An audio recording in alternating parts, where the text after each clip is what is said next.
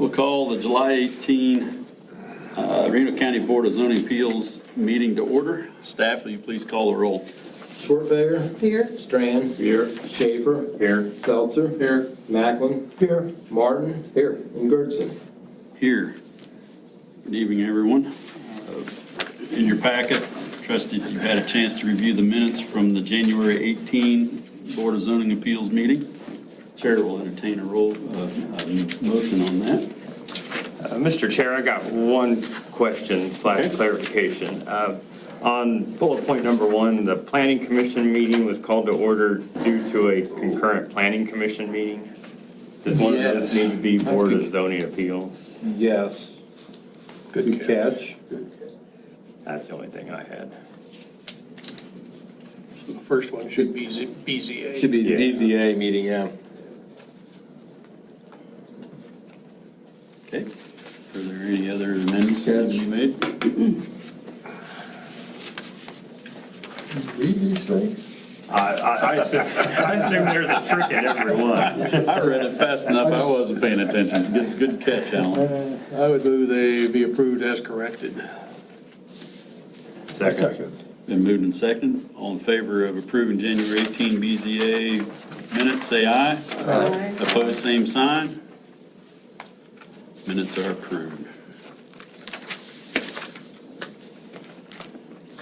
To ensure the rights of all parties of interest and to provide an opportunity for each party to address the Board of Zoning Appeals in an orderly manner, the BZA will follow the fact-finding mission, the fact-finding procedure, which is outlined on the handout in each chair. Your attention to this procedure is appreciated. All decisions by the BZA are final. Decisions may be appealed to the district court within 30 days of the decision.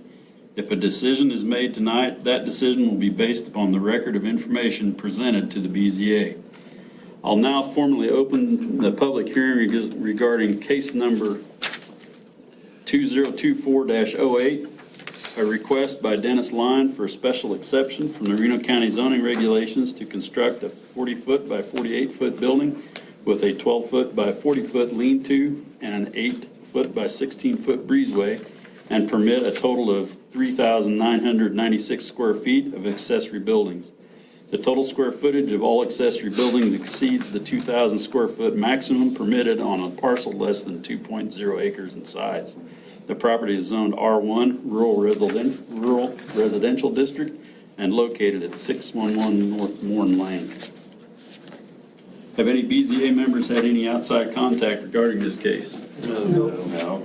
Do any BZA members have a conflict of interest with this case? Mr. Chair, I do want to mention that the applicant and I do share a former employer. I don't think it'll affect my ability to be impartial, and if it will, I'll excuse myself. Okay. So just wanted to make that. Okay, thank you. Will the applicant please come to the podium, state your name and address for the record? You have 10 minutes to present your case. Additional time may be allotted to the applicant at the discretion of the chair. BZA members may request clarification at the end of your presentation or may have questions. Just quite forbid. I'll start out. My wife was after me to buy a boat. I bought a boat, and the storage places is crazy what they charge for storage. I thought, well, I'll build a building, put it in, and it just kind of grew. We're kind of outdoor people.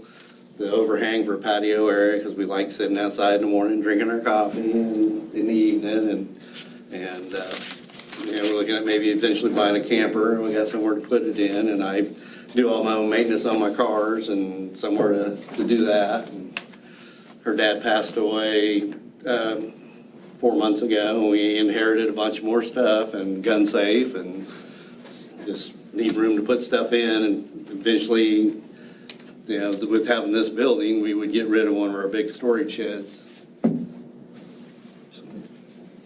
Just for the record, just state your name and your address right quick. Dennis Lyon, 611 North Morn Lane. Okay, thanks. Board have any questions for the applicant?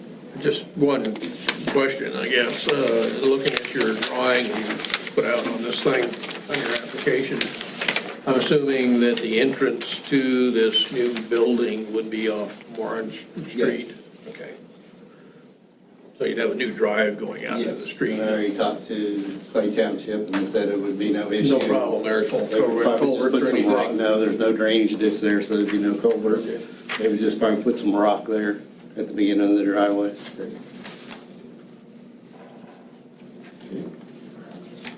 Any other questions for the applicant? Nope. Thank you. I have one question. Has any of the construction already started? No. Good. Our contractor's ready to go. He's chomping at the bit. Only thing that's been done, it was low, so I had, We've been plagued with a lot of people like yourself make an application, and then we find out, when we get here, that they're already 10% or 50% nothing been done. done other than dirt Thank you, work. thank you. Yep, appreciate that. Okay, we'll now hear your staff report.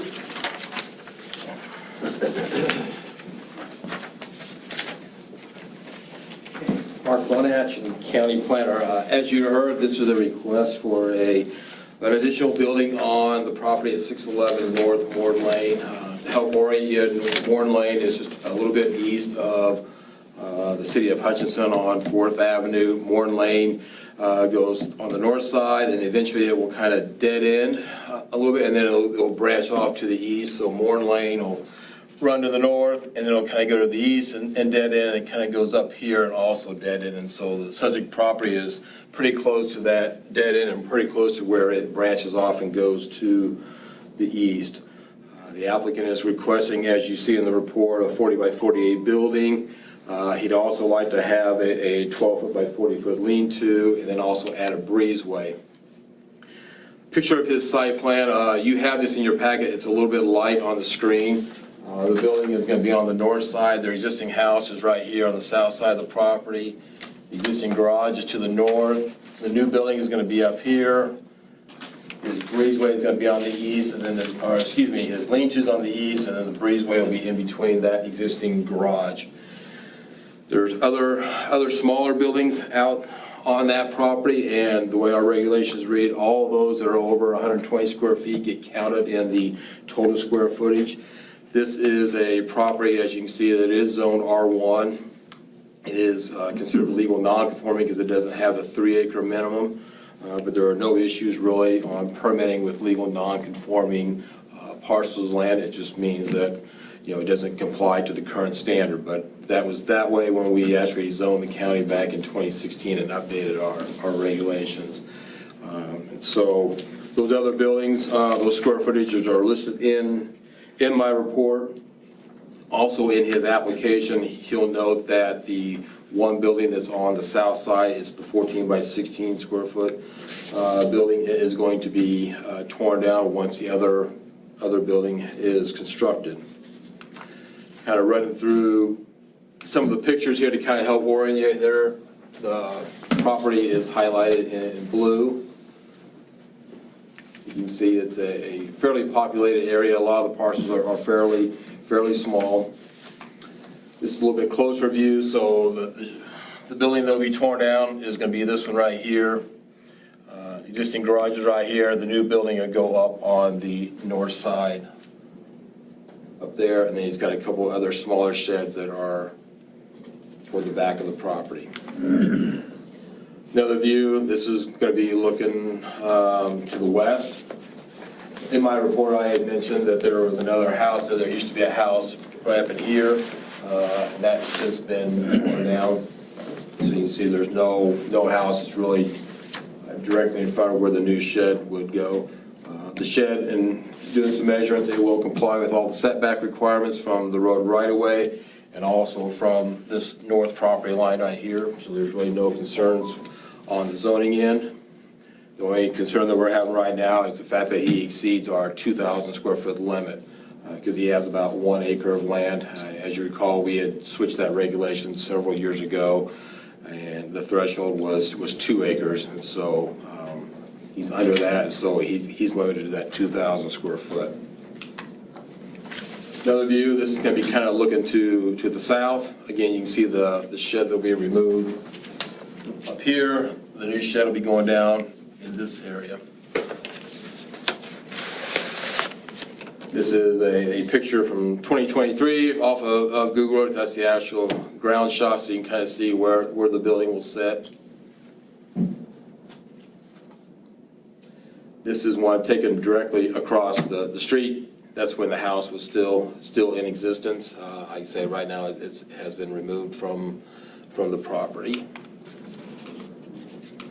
So after reviewing everything that's in place here, we received no public comments from any of the neighbors that we sent notices to, and so staff recommends approval of the request. Our three typical conditions that we place on these special exceptions are in place with here, that the building can't exceed that 40 by 48, and that total square footage that we have in there.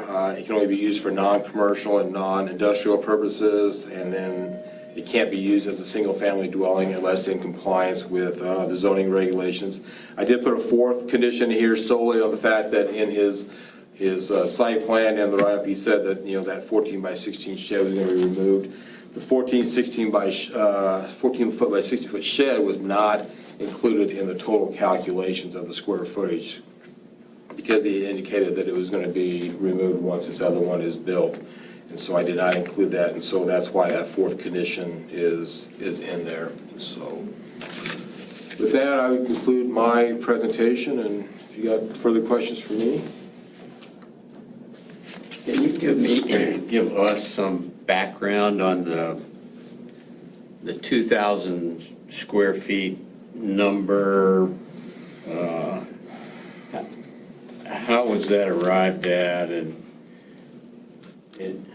at this point, I don't have any concerns about the building or the neighborhood, but I have concerns about exceptions and creating a tangled web of, why did we do that one 3 years ago? And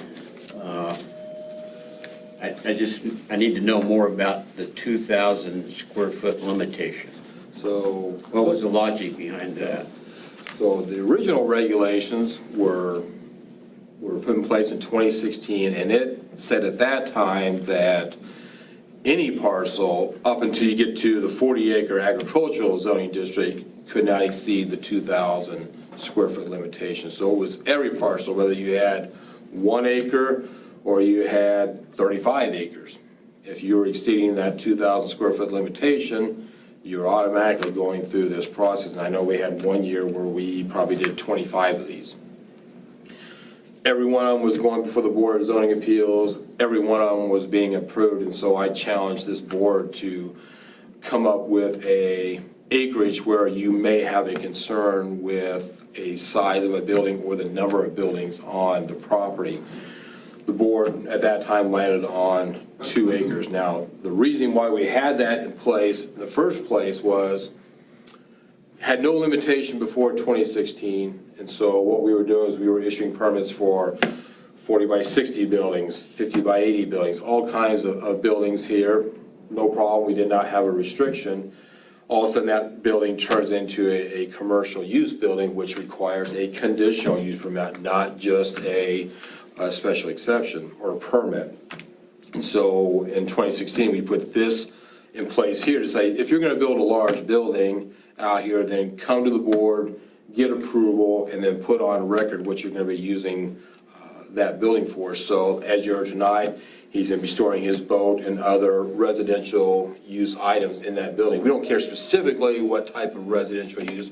We just want to know this is going to be for residential items. And so then if I do get a complaint from somebody that all of a sudden we have a landscaping business or we have another type of business operation going out of that building, we can call the applicant and say, well, here in 2024, you said that this building is going to be used for residential purposes, and now it's not. And so that was part of the reason behind that.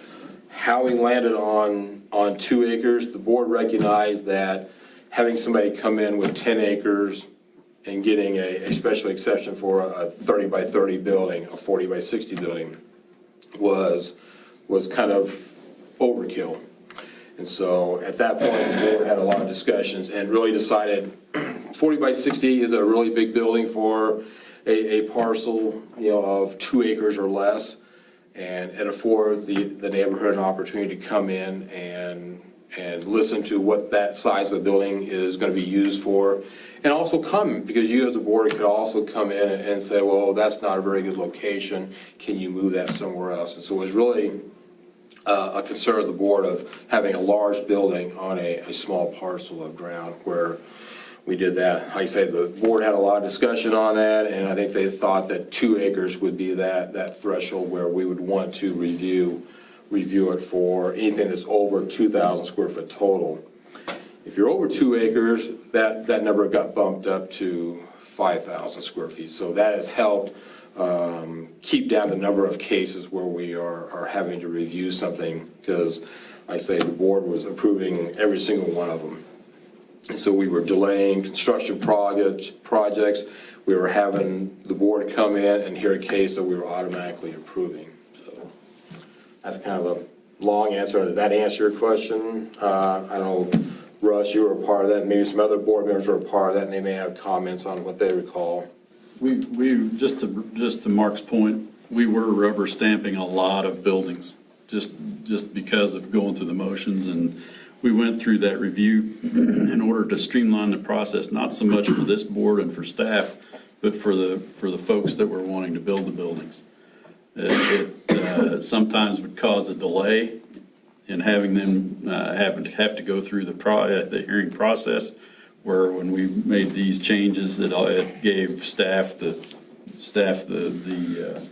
authority to either bless or direct to the public hearing process based upon square footage. It just loosened it up for the landowners, but it also gave us some opportunity for other cases to be heard, not just a rubber stamp building type case. That makes sense? Yeah. Okay. I don't know if sometimes I talk in circles, but we saw a trend of a lot of, I think, I'll trust Mark's numbers, but we saw quite a few. There was several years that we saw quite a few cases, I would say. Yes. 2 or 3 years, we saw an excess of two per month per year that would come through, that we would just go through the motions, this action here, and it would be a unanimous vote, and they'd go down the road. Well, I just wonder what the circumstances would be for us to say no, other than the commercial use item. Maybe neighbors' comments? Yep. Yeah, placement of the building on the property, We had one on the roadway access. we had one north of Hutch that we saw. That case that we saw was last year sometime, that it was too close to the right of way. It was on the corner. Yeah, and asked them to move. So that's, Yeah, I get the setback piece too. yep. That's pretty fine. So it gives, all those rule changes gave Mark the authority to review the setbacks, and if it fit all of the criteria, that he could go ahead and approve it and let the process roll. Well, I guess I'm just wondering about dialing it back even more. I don't know. That would be a conversation to be had maybe at a later date, but you look at the 2 acres, that's, and we're adding, this 40 by 48 plus the lean-to. You're taking a pretty good footprint off of that 2 acres. And so I think we're, I don't know, I might be skewed to ask that question, because I believe that 2,000 square foot threshold is probably adequate. Okay. Part of it had to do, and Darcy could probably help with that, would be on the wastewater side, where if you start putting a bunch of buildings on your property, where are we gonna go with a replacement area on that? And so that would be a conversation we'd wanna have with an applicant even before we get to this point in time, and it might be something an applicant may not even think about at that time, about a replacement area. And so where we saw a lot of the concern, I think, was in residential subdivisions. But you can't necessarily restrict this type of hearing, just a residential subdivision. We had several of them in subdivisions where, yeah, they would draw, a few people here just being interested, because when you got a subdivision, obviously, especially some of the ones that were platted a long time ago, you got acre and a half lots. You put a big 40 by 60 building, a 30 by 50 building out there, that could cause some people to be a little concerned about what's going on. It's hard because a lot of these are just tracts of ground out here. They're not in a platted subdivision, but they're still small lots out here. And so the board, instead of singling out residential subdivisions that are platted, we just said any parcel, whether it's a subdivision lot or a residential tract, would go through this process and everything. And, because it's like, it's gonna be a big building, out there, coupled with the other smaller buildings that he has and everything. And so we still go through this process, and yeah, it is a little bit of a delay, but we try and get it through as quickly as we can and review any potential concerns that people may have. Thank you. Any other questions for staff? Thank you, Mark. Is there anyone in the audience who would like to comment on this case?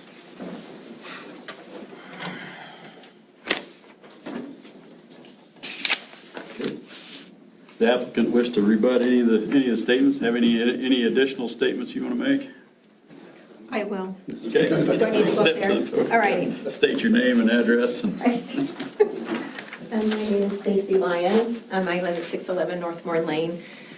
We really do need this building. In the long run, it would be cheaper for us to have this building built than it would for us to store our boat somewhere else. It's kind of becoming a pain in the rear whenever he needs to work on any of our vehicles. We have to move our vehicles around in the garage that we do have so that we can get over to where he does do his work on our vehicles. And it would be easier to have that bigger building so that when he does need to work on one of our vehicles for whatever reasons, we can just pull it into the new building as well.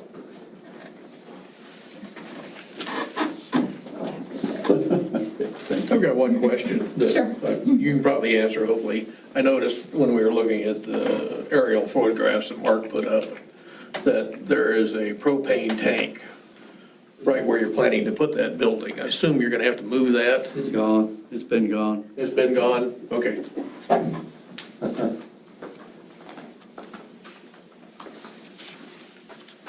Jeff, do you have any additional statements? I do not, Mr. Chairman. Does the BZA have any further questions for applicant or staff? Okay, the public hearing is now closed. Acceptance or denial of the special exception must be based on the public hearing record of information, and in its opinion, as a matter of fact, such special exception will not adversely affect the uses of adjacent and neighboring property. This is the time for BCA to discuss the case and ask procedural questions of staff only. Is there any further discussion?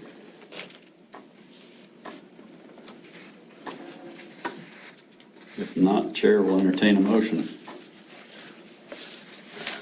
Mr. Chairman, I move case number 2024-08, the request by Dennis Lyon requesting a special exception from the Reno County zoning regulations to permit the total square footage of all accessory buildings on the parcel to exceed the 2,000 square foot limit in the R1 Rural Residential District at 611 North Morn Lane be approved, allowing a building of 40 feet by 48 feet in size with a 12-foot by 40-foot lean-to and an 8-foot by 16-foot breezeway for a total of 3,996 square feet of total accessory building square footage as requested in the application and subject to the conditions listed above based upon the reasons stated in the staff report and is heard at this public hearing.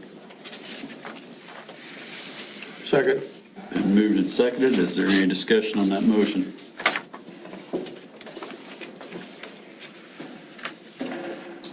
Seeing none, staff, please call the roll. Shortfager, Yes. Strand, Yes. Schaefer, Yes. Seltzer, Yes. Macklin, Yes, Martin. Yes. Gertson. Yes. Motion carries. Build it. Oh, thank you. Thank you for going through the process. We appreciate that. Okay, moving on to the next item of business on our BZA. Is there any new business that needs to be brought before this board? I don't have anything, Mr. Chairman. Okay, does the board have any other discussion, anything to be brought? Okay. Chair will entertain a motion to adjourn. So moved. Second. We moved in second to adjourn the BZA meeting. All in favor of adjournment, say aye. Aye. Opposed, same sign.